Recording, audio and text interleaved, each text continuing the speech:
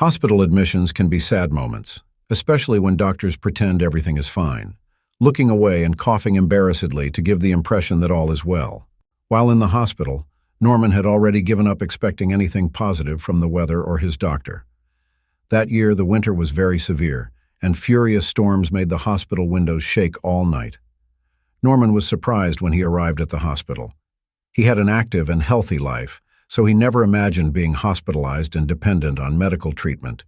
His routine had been abruptly interrupted by pneumonia, which he initially underestimated. Like many others, Norman thought that using home remedies and a bit of rest could help him overcome any illness. However, the truth proved to be much more serious. In that particularly cruel winter, the city seemed to be in a state of permanent climate siege. The incessant storms left the streets covered in ice and snow. The hospital, which once served as a place of recovery and hope, seemed to Norman to be a place of imprisonment and hopelessness. The windows shook incessantly, and the poor light always shone in the corridors, making the environment gloomier. Norman knew how doctors and nurses treated patients as a mechanical routine, so he paid attention to their actions. Although he was aware of the professionals' efforts to maintain a positive appearance, he felt like just another number on the long list of patients. Especially bad was the communication with his attending physician. With an overly cheerful tone of voice, the doctor seemed more concerned with avoiding eye contact than providing real comfort. Norman felt even more alone. The sense of isolation Norman felt with the doctor's behavior increased. Each consultation seemed like a play, where the doctor insisted on maintaining an optimistic appearance, which Norman knew was not true. The doctor's behavior, which included looking away and constantly rubbing the stethoscope, only heightened Norman's helplessness. He began to question the effectiveness of the treatment and whether he was truly receiving the best possible care. Moreover, Norman reflects on the circumstances that led him to this situation. He had always been busy, and when he got sick, he preferred to stay at home. However, pneumonia took him by surprise. Initially, he tried to self-medicate using remedies shown on television, believing his fever would pass in a few days. When the symptoms worsened, he reluctantly accepted the need to seek medical help. He now deeply regrets having delayed the treatment. Norman's daily routine in the hospital was discouraging and monotonous. It seemed like the days consisted of exams, medications, and brief visits to the doctor. Without an emotional support network, the experience was even harder. He missed real contact with people, spontaneous interactions, and the comfort of being with friends and family. The rigid hospital standards and lack of interaction only increased his sense of isolation. Norman spent hours reflecting on his life, relationships, and decisions. Thinking about his family, friends, and colleagues, he wondered why he felt so lonely during such a difficult time.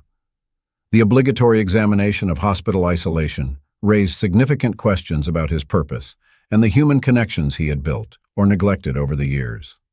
While the harsh winter persisted in the city, Norman struggled against his own hopelessness.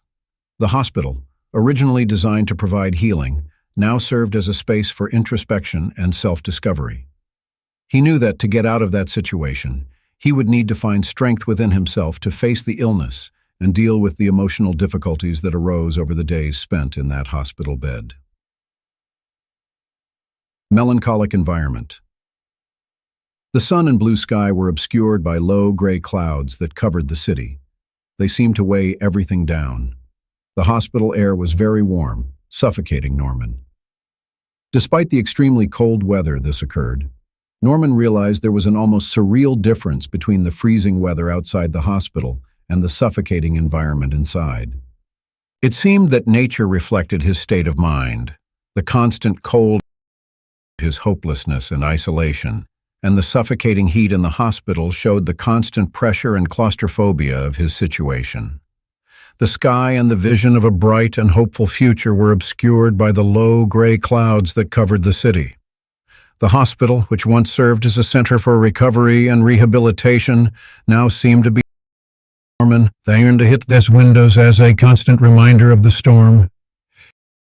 Himself looking out the window, searching for a light or spark of hope, trying to see beyond the dense clouds. But, reflecting his own feelings of hopelessness, he saw nothing but a dark and gloomy world. In the hospital, the heat was horrible. In the hospital wings, The heat was so high that the air was almost suffocating. The glare of the fluorescent lights ingrained Norman's physical and mental discomfort. He was trapped in a hot bubble and couldn't get out or find relief. Instead of bringing comfort, the heat, his claustrophobia. Norman knew what the hospital environment did to other patients. Resigned sighs, comfort, and pleas for relief were heard by him. It seemed that the heavy atmosphere drained the energy and hope from everyone, creating a sense of widespread hopelessness.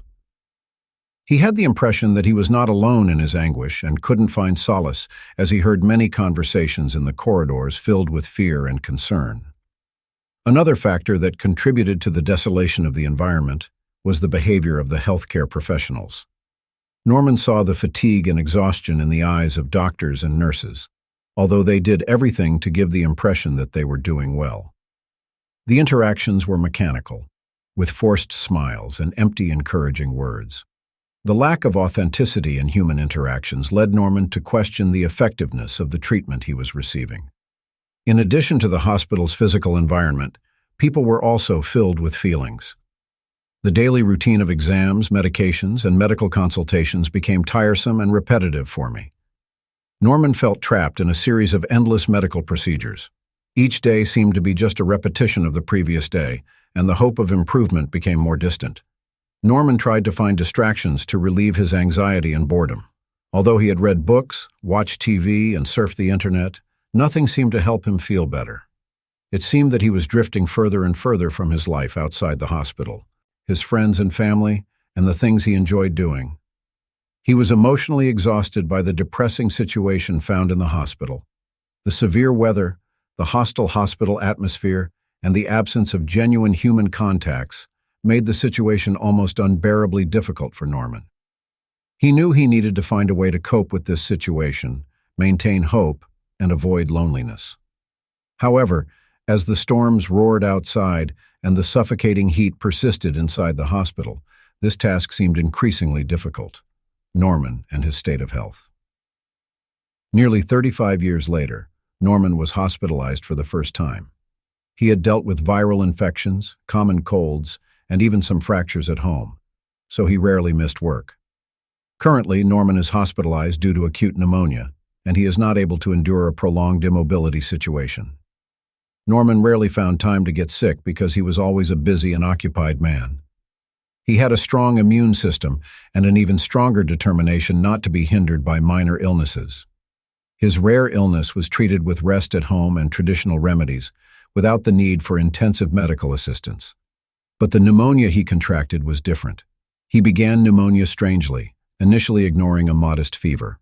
Norman believed he could heal himself and used remedies advertised on television to solve his health problems. However, after prolonged fever, followed by severe cough and overwhelming weakness, he had to reconsider his approach. When his situation worsened, he discovered he needed help from specialists. Norman was having difficulty making the choice to go to the hospital. He felt vulnerable and recognized that he couldn't solve everything alone. His physical and emotional systems were completely destroyed by the hospitalization. The doctors began intensive treatment for him as soon as they discovered he had acute pneumonia. Norman didn't know the feeling of being treated like a clinical case, with frequent exams and consultations. He saw the hospital routine as something completely new. Currently, Norman found himself confined to a hospital room and dependent on doctors to meet his basic needs, in contrast to his past, when he had the freedom to move and do as he pleased. The forced immobility was almost impossible for someone who was always active. He spent the days looking at the ceiling, trying to find something to do. Besides the boredom, Norman also felt helpless. He was used to exercising total authority over his life, making decisions, and having freedom. Now he had to trust the doctors and nurses, follow their instructions, and wait for the treatment to succeed. This loss of control disturbed him greatly. He felt like a prisoner waiting for an uncertain decision. Throughout this prolonged period of introspection, Norman began to think about his life and the choices he had made. He considered what really mattered to him, his relationships, and his priorities. The illness gave him unexpected clarity that forced him to deal with issues he had ignored for a long time. Despite having many friends and colleagues, he discovered that he was deeply lonely. As his connections seemed superficial, he wondered if there was anyone he could really count on. Moreover, Norman considers how he relates to his family. His relationship with his mother, Maria, had always been difficult because she was authoritarian and used to making decisions for him. Resentments and unresolved issues arose due to his current hospitalization situation and his vulnerability. He wondered if his mother knew he was in the hospital and why she hadn't come yet. It seemed that recovery was moving away every day, and Norman seemed to be losing hope. He knew he needed to find a way to cope with his situation, find strength within himself to overcome the illness and the emotional problems it caused. Over the time he spent in the hospital, his body, mind, and spirit were subjected to many challenges. The onset of the illness. The first thing that happened to him was a sudden fever, which led him to seek relief in a powdered medicine advertised. A few days later, he began to suffer from severe cough, headache, and weakness. Instead of paying attention to his health problems, he was scared when his fever rose to 40 degrees Celsius, leading a friend to take him to the hospital. Physical strength was always a belief of Norman. He never worried much about minor health problems. When he started feeling a mild fever, he didn't pay much attention. He continued his daily activities, thinking it was just a minor ailment. But the fever didn't go away, and instead started to worsen. He thought trying a powdered medicine he had seen on TV would solve his problem. The first days passed in a calm environment. Norman maintained the fever. He continued going to work, even with less energy. However, when the fever and intense cough appeared, things changed significantly. Every time he coughed, he felt tired and weak. His headache and chills only worsened, which made him lose concentration. The symptoms became increasingly difficult to ignore. Norman was starting to fail in his attempt to appear normal. He began to lose appetite, had trouble sleeping, and felt constantly tired. As a result of his prolonged cough, he was disoriented. Even without seeking medical help, he continued to believe he could overcome the illness on his own. On an especially difficult night, it was time for a change. His fever rose to 40 degrees Celsius and left him paralyzed. He couldn't breathe well, and his cough became unbearable. Due to the severity of his situation, Norman finally called his close friend and asked for help. His friend quickly arrived and took Norman to the hospital. Arriving at the hospital was both a shock and a relief. Norman's reception was quick, and he was placed in an emergency bed. The doctors began examining him, performing several tests to find out what caused his symptoms. After being diagnosed with acute pneumonia, he received intensive treatment. He was given strong antibiotics and was closely monitored by doctors. In the first days in the hospital, Norman could only lie in bed and wait for the medications to start working. The thought that his condition was so serious as a result of his self-medication haunted him. He felt guilty for not seeking medical help immediately. He learned to pay the price of his stubbornness with every high fever and painful cough. Norman improved physically over the days, but the emotional impact of the illness was just beginning. He was imprisoned in an endless series of exams, medications, and medical consultations. The tiring hospital routine left him lost in thoughts for hours on end. Not having control over his situation was a new and uncomfortable experience for him. Many feelings and unresolved issues were caused by the forced hospitalization. He reflected on his life and the decisions he had made while thinking about how he had reached that point. He considered his friends, family, and colleagues and questioned the quality of his relationships. Due to his loneliness in the hospital, he began to understand the importance of human relationships. Norman knew there was a long physical and emotional recovery ahead. His self-confidence had been shaken by pneumonia, leaving him exposed to a situation he wasn't used to.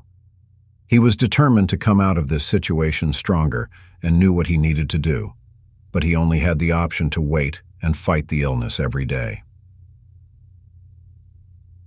Complicated accommodation.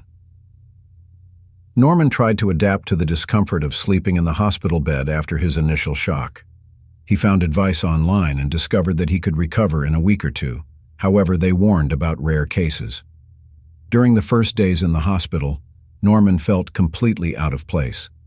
The hard bed and uncomfortable pillows only increased his discomfort. He was used to sleeping in his bed at home, where he could change things according to his own taste. Here, he was just another patient unable to control his environment. The hospital routine, with its rigid schedules and tasteless meals, seemed like a new experience for him. To cope with boredom and anxiety, Norman used the internet. He searched for articles and forums about pneumonia to better understand his condition. He became more hopeful after reading many accounts of people who recovered quickly. However, when he heard about stories of complicated cases and long recoveries, his concern increased. He was between the fear of not being included and the anxiety of recovering quickly. The days he spent in the hospital were calm. Norman spent most of his time lying down, looking out the window or at the ceiling, and watching how the gray clouds moved. Although the visits from the doctors were brief and informative, they didn't bring significant emotional comfort. He needed a sincere conversation with someone who could understand him and share his anguish. Even though the doctors and nurses were qualified professionals, they couldn't meet his emotional needs. Moreover, Norman tried to entertain himself by reading books and watching TV shows, but nothing could hold his attention for a long time. Due to his pain and weakness, he often found himself with distressing thoughts. He reflected on his life outside the hospital, the things he enjoyed doing, and the people he missed. It was a horrible feeling to be alone. Furthermore, he felt that his negative thinking was increasingly enveloping him. The adaptation to the hospital was made even more difficult due to the lack of visits. Norman had a large number of friends and family, but most of them were busy with their own lives. As visits were rare and brief, he was left alone for long periods. He appreciated the visits, but he couldn't rely on them to keep him informed. It seemed that his loneliness grew each day, and he began to doubt his ability to endure prolonged hospitalization. Norman also struggled to accept his condition. He had always been an active and self-sufficient individual, but now he needed help. His pride and self-confidence were tormented by this loss of autonomy. He felt infantilized, unable to take care of himself and forced to rely on others. As he dealt with the new situation, he struggled to find a sense of normalcy amid the chaos. His contacts with other people were very limited. Initially, Norman's private room seemed like a privilege, but it soon turned into a prison. He was attentive to the discussions and activities in the nearby wards and corridors, but he couldn't participate. This left him depressed and lonely. He was eager to find someone with whom he could share his fears and aspirations. Norman knew he needed to find a way to adapt to his new situation. He tried to plan by reading, watching TV, and surfing the internet. Additionally, he started writing everything he felt and thought in a diary. This gave him a sense of purpose and helped pass the time. However, adaptation was a slow and painful process, full of emotional ups and downs. Norman began to notice that his condition was improving every day. He started to feel more energized and stopped coughing. These small progresses strengthened his determination and faith. Although he was aware that complete recovery was still far away, each day was considered a victory. Norman learned a lot of patience and resilience during his difficult adaptation to the hospital. He discovered his strengths and learned to value small victories. Despite the long and challenging road, he was determined to come out of this experience stronger and more aware of his own capabilities and limitations. The doctor's eccentricity. After 2 weeks in the hospital, it became evident that Norman was an exception. "You have a type of pneumonia we call long-term pneumonic infiltrate," explained the doctor. "Your lung is recovering slowly, so you will have to stay with us for another 4 weeks." According to his online research, Norman was optimistic that his recovery would be quick. After 2 weeks in the hospital, the doctors noticed that his progress was slow. The surprising diagnosis was long-term pneumonic infiltrate. The news that his hospital stay would be prolonged by another month left him furious. Norman considered the doctor's words as an insult. He was already struggling with fatigue and dissatisfaction, and the idea of staying in the hospital for another 4 weeks seemed unbearable. Although the doctor gave a technical and detailed explanation about the pneumonic infiltrate, Norman only knew that his recovery would be slower than expected. He thought he was one of the few patients whose medical condition improved quickly. The anxiety also increased as a result of the news.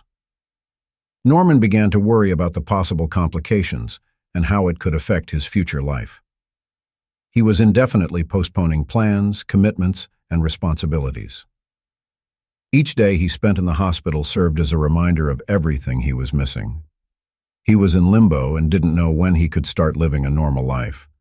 The doctors and nurses tried to calm him down, saying that each patient responds to treatment differently and that he was receiving the best possible care. However, these words were not very helpful. Norman began to question the effectiveness of the treatment and his progress. His lack of control over his situation increased his frustration and despair. The interaction with other patients and their stories of rapid recovery only increased Norman's sense of isolation. He saw patients come and go, many of whom had diagnoses similar to his, but recovered much more quickly. He felt even more like an exception, and his recovery was impressive. He began to wonder if there was something fundamental in his body or in his ability to heal. Norman tried to focus on the small victories he achieved every day to relieve his anxiety and distress. Each small progress was praised as a step in the right direction. He began to pay more attention to the details of his treatment, strictly following the doctor's instructions and asking careful questions about each stage of his recovery. A sense of authority, although limited, was created by his attention to details. Norman also found solace in conversations with healthcare professionals. He became closer to some nurses, who gave him words of encouragement and support.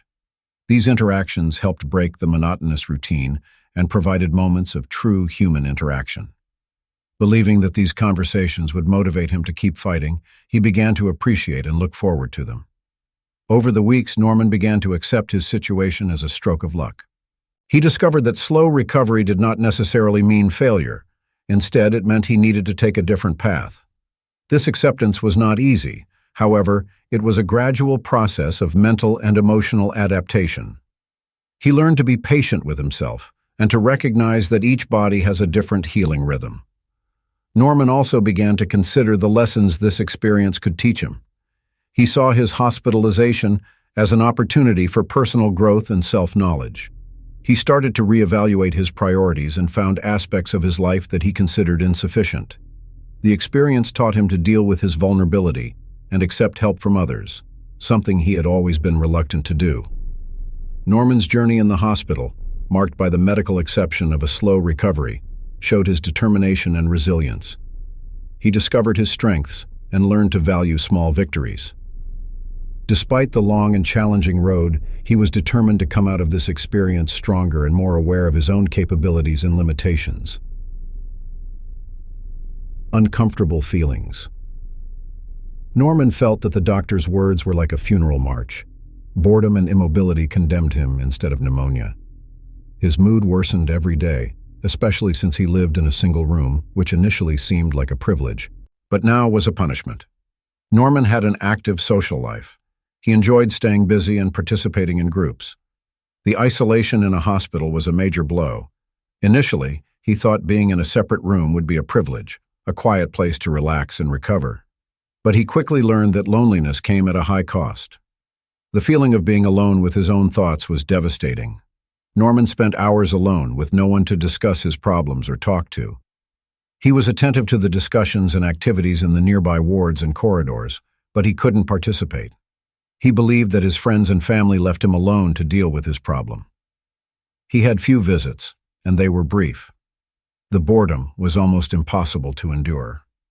Norman tried to keep himself busy by reading books, watching television, and surfing the internet, but his attempts didn't seem to fill the gap.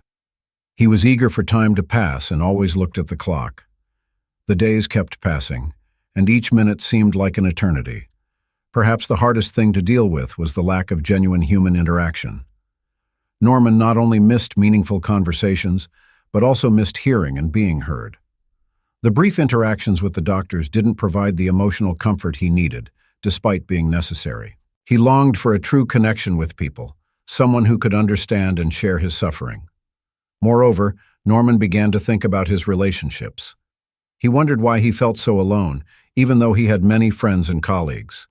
He discovered that many of his relationships were superficial, based on common interests or convenient circumstances, but without any emotional depth. This realization brought many lessons, despite the suffering. He began to think about what really mattered in his relationships, and how he could build more meaningful connections in the future. The forced introspection by isolation led to deeper concerns about his priorities and life goals. Norman began to think about his choices, the regrets he felt, and the things he would like to change.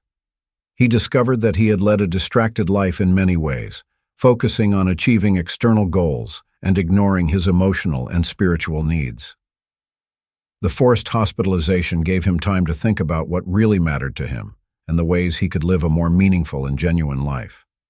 Norman knew he needed to find a way to cope with his feelings of sadness. He began to look for ways to connect with others, even virtually. He tried joining patient support groups and online forums to share his experiences and hear others about them. These interactions, although brief, brought emotional support and a sense of connection. He also began to practice mindfulness and meditation exercises to achieve inner peace and acceptance of his circumstances. These approaches helped him cope with his anxiety and negative thoughts. Amid the chaos, he managed to find tranquility and balance, learning to focus on the present moment and appreciate the simple things.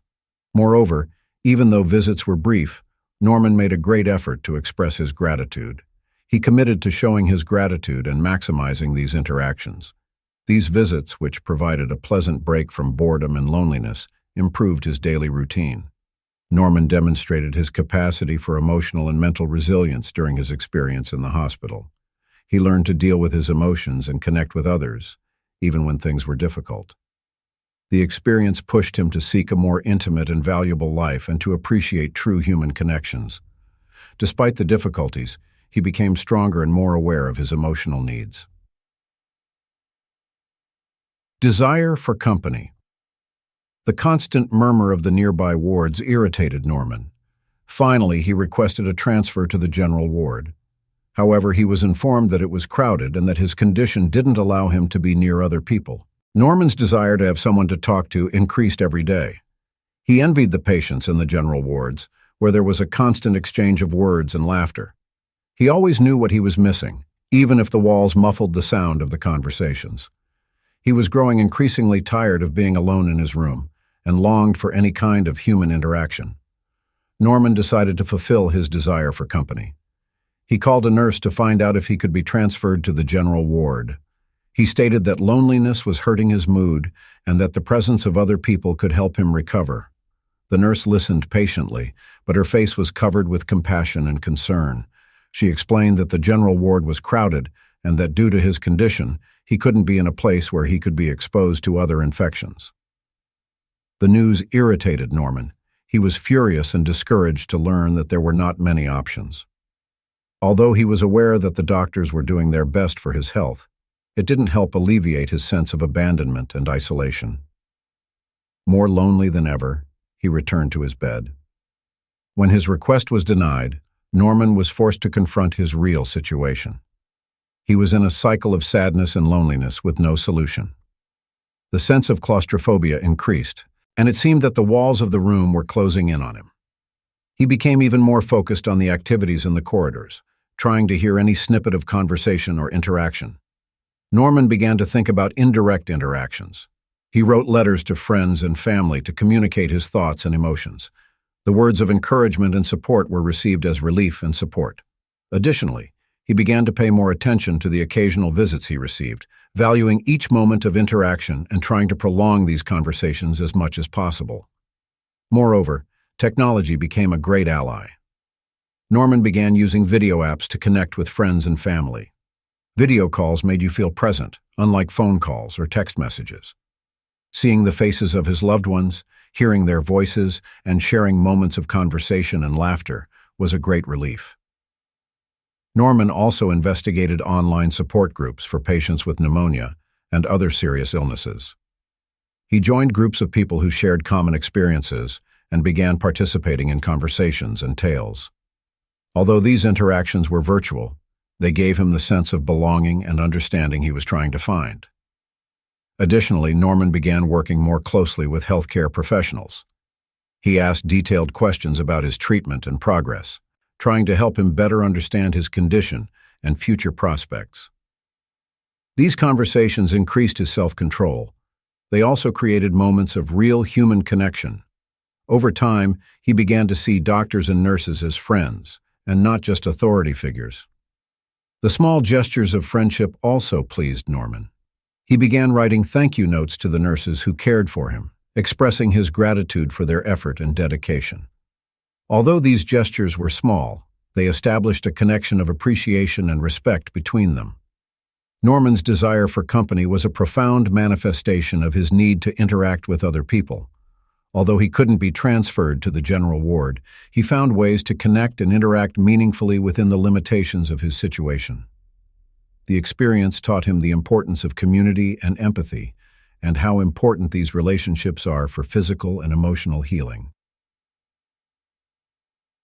Reflections on loneliness. Norman was furious with himself and all of humanity. He felt trapped between his illness and his recovery, and his mood worsened daily. This is the moment when he began to evaluate his life and discovered that the problems and irritations he faced before had no importance at all. Norman was forced to confront several aspects of his life that he had ignored or avoided during his loneliness in the hospital. He spent hours lost in his thoughts, recalling past events and thinking about his choices. The forced analysis of hospitalization raised significant concerns about the organization's goals and priorities. Norman was always busy and focused on his career and social activities. Although he appreciated professional success and others' approval, this seemed less important now that he was confined to the hospital. He began to realize that the struggle for health and well-being was more important than many of his previous problems. It seemed that daily irritation, social conflicts, and minor frustrations at work disappeared. Norman felt lonely and thought about his relationships. He questioned the depth of his interactions with his colleagues, friends, and family. He wondered why he felt so alone, even though he had many people in his life. After this reflection, he discovered that many of his relationships were superficial, based on common interests or convenience, but without a true emotional connection. Norman began to think about his priorities and what really mattered to him. He recognized the importance of living a full and meaningful life. The illness slowed him down, and he had to deal with life's difficulties. He discovered that due to his great interest in achieving external goals, he had neglected his emotional and spiritual needs. He became more aware of the importance of taking care of himself in an integral way, with an emphasis on physical and mental well-being. During this time of reflection, Norman also felt regret. He thought about the opportunities he missed, the connections he didn't establish, and the choices he made. The hospitalization forced him to confront his regrets directly, without the distractions of everyday life taking him away from these thoughts. He began to think about how he could reconcile the past and build a future that aligned more with his true values. Norman knew he needed to find ways to deal with his feelings of loneliness and isolation. He began to study self-care and meditation methods when he tried to find inner peace and acceptance of his situation. These approaches helped him cope with his anxiety and negative thoughts. Amid the chaos, he managed to find tranquility and balance, learning to focus on the present moment and appreciate simple things. Loneliness helped Norman learn more about true human connections. He began to strive to create and maintain deeper and more meaningful relationships. He made a deliberate effort to communicate with friends and family, expressing his gratitude and sharing his feelings more openly. These contacts gave him a new sense of belonging and purpose, which helped him cope better with loneliness. Moreover, small gestures of friendship comforted Norman. He began writing thank you letters to the nurses who cared for him, expressing his gratitude for their effort and dedication. Although these gestures were small, they established a connection of appreciation and respect between them.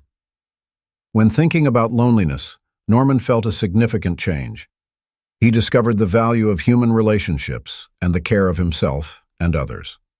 Loneliness, which previously seemed like an impossible burden for Norman, turned into an opportunity to establish a connection with himself and the world around him.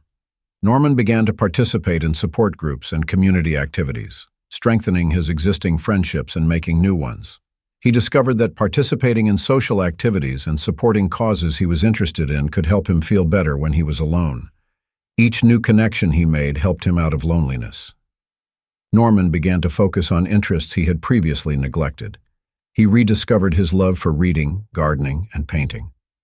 His time was not only spent on these activities, They also gave him a sense of purpose and achievement.